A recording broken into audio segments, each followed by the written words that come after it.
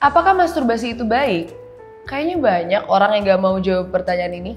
Sebenarnya dari zaman dulu permasalahan dari seks adalah seks itu ditabukan.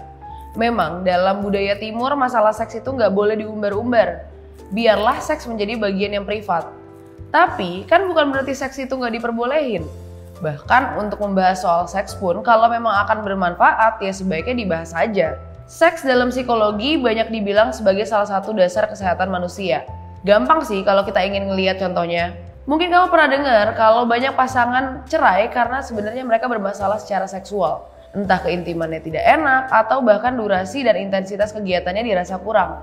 Kedua pasangan yang pisah karena seks ini gak mampu berkomunikasi dan nyari solusi atas permasalahan mereka.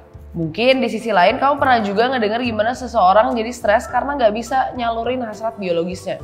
Nah, masturbasi mungkin bisa jadi great escape dari permasalahan seseorang. Walaupun pembahasan seksual terhadap kesehatan mental lebih dari itu, tapi kita bisa seenggaknya mulai ngebahas tentang baik buruknya masturbasi.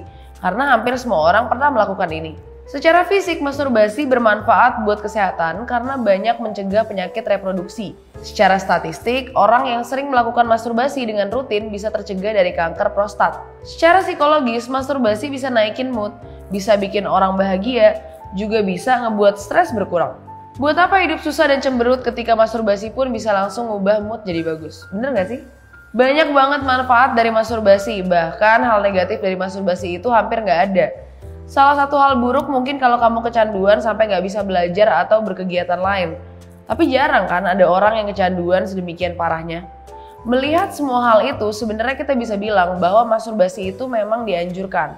Tapi lagi-lagi di Indonesia, hal-hal seksual kadang ditabukan dan seringkali dihubungkan sama dosa. Manfaat masturbasi nggak tersampaikan dan pelaku masturbasi sering dicap sebagai pendosa. Seandainya kita bisa lebih terbuka dan bisa saling ngasih tahu secara benar, perilaku masturbasi bisa jadi solusi buat banyak masalah.